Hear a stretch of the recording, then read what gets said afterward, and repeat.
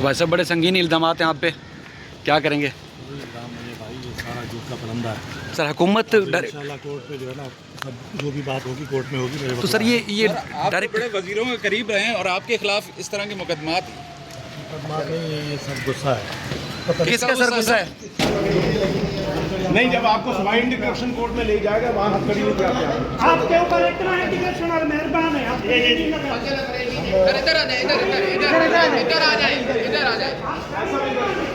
अस्सलाम वालेकुम दोस्तों, मैं हूं शाहिद हुसैन, मेरे साथ है अमीन अनवर और हम बात करेंगे एक BRT येलो लाइन का मंसूबा था। उनके साबिक प्रोजेक्ट डायरेक्टर ज़मीर अहमद अब्बासी को एंटी करप्शन हुकाम ने गिरफ्तार किया। कल जब उनको कोर्ट में पेश किया गया तो on the record of the record बहुत सारी गुफ्तगू हुई उनसे भी, और कुछ हमने जो ऑन कैमरा जो चलते हुए उनसे शॉट लिया, अब वो आप सब दोस्तों ने सुना भी होगा, जिसमें उनका ये कहना था कि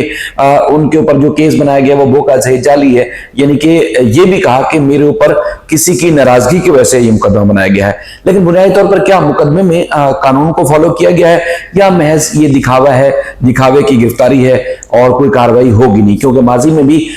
जो आजकल के सिटिंग वजीर हैं उनके खिलाफ भी यहाँ से में करप्शन के न सिर्फ इल्जामात लगते रहे बल्कि गिरफ्तार भी हुए, जेलों में भी गए, लेकिन उसके बाद जब छूट गए तो वो दोबारा से मिनिस्टर बने हुए हैं। तो इल्जामात लगते हैं, लेकिन हकीकत उसमें क्या होती है? बुनियादी तौर पर क्या चीजें होती हैं जिसमें मुल्जमान छूट जाते हैं, इल्जामात भी लगते हैं, करप्शन की चीजें भी सामने आती हैं? तो इस बार जो है वो जो केस है ये भी एक हालिया तरीका जो अब की कार्रवाइयां हैं उनमें सबसे अहम और बड़ा केस समझा जा रहा है ज़मीर अब्बासी का, क्योंकि कराची में अगर सबसे ज्यादा जो मंसूबे शुरू हुए उसमें पहला शिकार कहें, पहली कार्रवाई कहें, वो ज़मीर अब्बासी हैं। ज़मीर अब्बासी के हवाले से मैंने चूंकि कल भी उनसे कहा कि आप तो सबकी आंखों के तारा थे, आप ताकतवर अफसर समझे जाते थे, तो ऐसा क्या हुआ कि आपके खिलाफ मुकदमा दर्ज कर लिया गया? तो अमीन, यकीनन आप भी उनके बारे में सुनते रहते हैं कि जिस महकमे में जाते हैं वहां उनका तूती बोलता है, इवन के मिनिस्टर्स की आंखों का तारा, और जो केस हल ना होने वाले हों वो ज़मीर अब्बासी साहब हल कर देते थे। तो अब खुद वो गिरफ्तार हैं, क्या वजह है और गिरफ्तारी की रीजन क्या बताई गई है और इल्जामात क्या है? देखिए शाहिद साहब, जैसा कि आपने कहा कि कुछ लोग नाराज हैं और आपको पता है कि ज़मीर अब्बासी सिस्टम के आदमी हैं और सिस्टम में रह के ही वो ये काम कर रहे थे, लेकिन अब क्योंकि सिस्टम उनसे नाराज है तो सिस्टम ने अपनी वो नाराजगी तो दिखाई है, लेकिन उनके खिलाफ जो मुकदमा दर्ज किया गया है उस पे एंटी करप्शन की कारकर्दगी पे भी काफी सवालात खड़े कर दिए हैं शायद साहब, क्योंकि इसमें जो प्रोसीजर है एक तो वो फॉलो नहीं किया गया। कल कोर्ट में भी यही बात डिस्कस हुई, खुद ज़मीर अब्बासी में भी बड़े कॉन्फिडेंट नजर आ रहे थे जब वो रिमांड के बाद बाहर निकले, तो उनका बॉडी लैंग्वेज भी आपने देखा होगा कि उन्होंने कोई गैर कानूनी काम नहीं किया जो भी, क्योंकि उन्हें भी पता है कि जो प्रोसीजर है एंटी करप्शन का वो FIR के वक्त फॉलो नहीं किया गया, और उनकी जो गिरफ्तारी है इसके हवाले से भी जरूर मैं समझता हूं कि आगे चल के उनको ये बेनिफिट जरूर मिलेगा, क्योंकि उनकी गुमशुदगी के हवाले से 2 दरख्वास्तें, पहले तो उनके वालिद साहब की जानिब से चेयरमैन एंटी करप्शन को एक खत लिखा गया कि उनका बेटा जो है वो लापता है 11 जून से, उसके बाद लाहौर हाईकोर्ट में एक गुमशुदगी की दरख्वास्त दायर की गई मिसिंग पर्सन की, सिंध हाई कोर्ट में दरख्वास्त दायर की गई मिसिंग पर्सन की, लाहौर हाई कोर्ट के ऑर्डर पर एक FIR भी लाहौर के एक थाने में दर्ज हुई, हायर थाने में। तो इन तमाम चीज़ों को देखते हुए जब प्रेशर बिल्डअप हुआ तो फिर मैं समझता हूँ कि मजबूरन जो है वो ज़मीर अब्बासी की जो गिरफ्तारी थी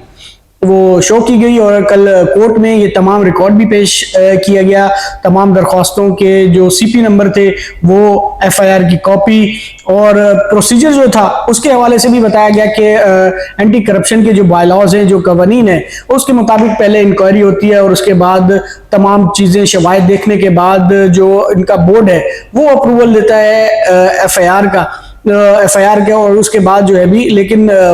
जो कल बात सामने चली कि इस केस में पहले FIR हुई है और उसके बाद जो है वो इन्वेस्टिगेशन होगी। अच्छा, कल जब एंटी करप्शन कोर्ट के अंदर हम बैठे होते, जब पहली दफा उनको लाए थे, क्योंकि एंटी करप्शन के जज जो है कोर्ट के छुट्टी पे थे, तो फिर उनको दूसरी कोर्ट में पेश किया गया। उस दौरान जब मैंने उनसे आते हुए सवाल किए कि क्या वजह है, क्यों मुकदमा दर्ज किए गए, तो उसमें तो उन्होंने कहा जी किसी की नाराजगी है और इस तरह। और उसके बाद जब अंदर हम बैठे हुए थे तो उन्होंने मुझसे कहा कि तुमने वो सवाल क्यों नहीं किया? मैंने कहा क्या? कि मैं इतने दिन 11 दिन लापता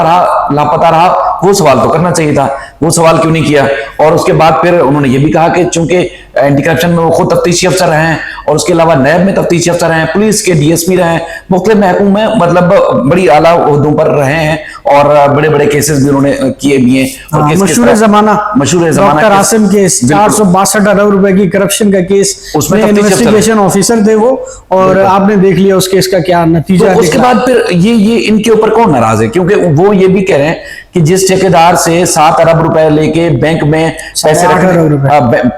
पैसे रखने का इल्जाम था, उसी में 1.5 अरब रुपए बैंक से मुनाफा लेने का इल्जाम है, लेकिन बैंक की ट्रांजैक्शन किसी के पास नहीं है। और उन्होंने जो सिटिंग एंटी करप्शन के चेयरमैन है उसके बारे में भी सवाल उठाया कि उनको शौक था मेरे खिलाफ मुकदमा दर्ज करने का, ये इस किस्म के अल्फाज से ज़मीर अब्बासी साहब के। और उन्होंने ये कहा है कि जिस ठेकेदार को फायदा पहुंचाने का या एडवांस पेमेंट करने का मेरे ऊपर जो इल्जाम, उसको मुल्जिम भी नहीं बनाया, उसको ना मुल्जिम बनाया, वो आज भी काम कर रहा है। और जाम सादिक ब्रिज जो कि नया ब्रिज था, उसके ऊपर जो इल्जाम था कि जी उसकी बनाना था, हाँ, लेकिन वो कह रहे हैं वक्त से मैंने मुकम्मल पहले किया, 9 माह, हाँ वो वक्त से पहले मुकम्मल किया। और दूसरा उन्होंने कहा चूंकि ये अमेरिका इसराइल और ईरान की जंग चल रही थी, पेट्रोलियम मसनूआत की कीमतों में इजाफा हुआ, हमने खुद पेट्रोल जो 400 से ज्यादा फी लीटर खरीदा, तो अगर मैं ताखीर करता मंसूबे में तो फिर उस मंसूबे की कीमत की जो लागत थी वो भी तो बढ़ जाती है, वो नहीं बढ़ी। तो मतलब मैंने जो काम किया कानून के मुताबिक ठीक किया, लेकिन मेरे ऊपर जो कुछ हो रहा है, मुझ पर जो हो रहा है, वो किसी की नाराजगी है। तो फिर वो नाराजगी का पहलू आपको क्या नजर आता है? बिल्कुल इसमें कुछ इसी तरह का कि अगर कहें कि उनके ऊपर कोई एलिगेशन है इख्तियारात के नाजायज इस्तेमाल, धोखाधड़ी, फ्रॉड वगैरह, तो फिर जिन कंपनियों को फायदा पहुंचाया गया है उनका तो किरदार इसमें वाज़ेह होना चाहिए, किसको फायदा पहुंचाया है, कौन लोग हैं वो, और किसको एडवांस पेमेंट की गई है, किसने फायदा उठाया है, कौन इसका बेनिफिशियरी है। और इसमें ज़मीर अब्बासी अकेले तो फिर इन्वॉल्व नहीं है, और जिस तरह की एफआईआर काटी गई है तो यकीनन उससे तो यही लग रहा है कि कहीं ना कहीं ज़मीर अब्बासी को जो है वो एक विक्टिमाइज किया जा रहा है। अगर उन्होंने कोई करप्शन की भी है, अगर कोई जेन्युइन केस है, तो तमाम प्रोसीजर को तो फॉलो करना चाहिए था ना, जैसा कि होता है। लेकिन इसमें अभी तक जो चीज़ें सामने आई हैं उसमें ऐसी कोई बात लगी नहीं कि प्रोसीजर को फॉलो किया गया हो। बाकी अभी रिमांड स्टेज पे है केस, और ज़मीर अब्बासी के वकील की तरफ से एक सेक्शन 63 सीआरपीसी की एप्लीकेशन भी फाइल की गई है, क्योंकि लिंक कोड थी, उन्होंने नोटिस तो जारी कर दिए हैं, लेकिन अब उस पर बाकायदा तो उस एप्लीकेशन में क्या कहते हैं वो? उसमें उनका यही कहना है कि ज़मीर अब्बासी के खिलाफ कोई एविडेंस नहीं है। एक तो उन्हें 11 रोज से जो है वो लापता रखा गया, 11 रोज से जो है वो लापता रखा गया, और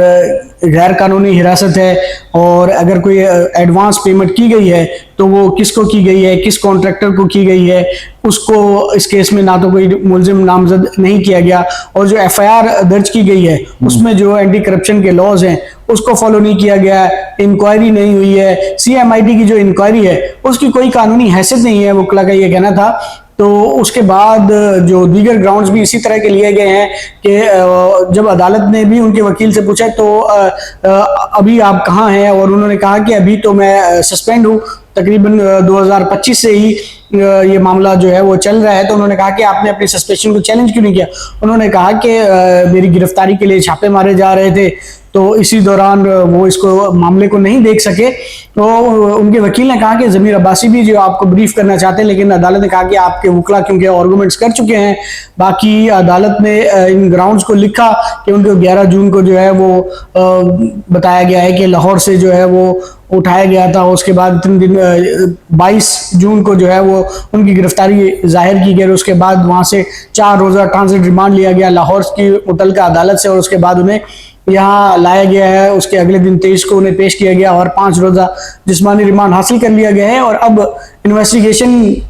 जो हो रही है उस पर अदालत ने कहा है कि आइंदा समाअत पर पेशरफ रिपोर्ट। अच्छा, वैसे चूंकि ये इस तरह के करप्शन के केसेस, ये तो 8 अरब रुपए की करप्शन का केस है, हमने 17, 12, 462 और ना जाने कितने अरबों रुपए की करप्शन, चाहे वो एंटी करप्शन अदालत की थी या नैब कोर्ट की थी, हमने वो कवरेज की है। तो आपको इस केस में क्या लगता है? पहली बात यह है कि अगर वाकई 8.5 अरब रुपए करप्शन का केस है, क्या वो एंटी करप्शन के पास चलना चाहिए था? दूसरा, अगर चलना चाहिए था तो कानून में क्या था दर्ज वो होना चाहिए था। दूसरा, क्योंकि जमीर अब्बासी जब खुद तफ्तीशी अफसर थे तो किसी के ऊपर चाहे धेले का इल्जाम था, वो बेगुनाह था या कसूरवार था, लेकिन उसका हथकड़ी में लाया जाता था। जमीर अब्बासी साहब को प्राइवेट गाड़ी में लाया गया और उसके बाद मैंने सर करके बोला, उनसे सवाल किया, क्योंकि एक अरसे से हम उनको जानते हैं, तो उस पर भी बहुत सारे लोगों ने नाराजगी का इजहार किया कि मैंने एक मुलजिम को सर क्यों बोला। लेकिन जो लोग लाए हैं वो उन्होंने भी तो कोई कानून फॉलो नहीं किया। देख लें, शायद एंटी करप्शन के पास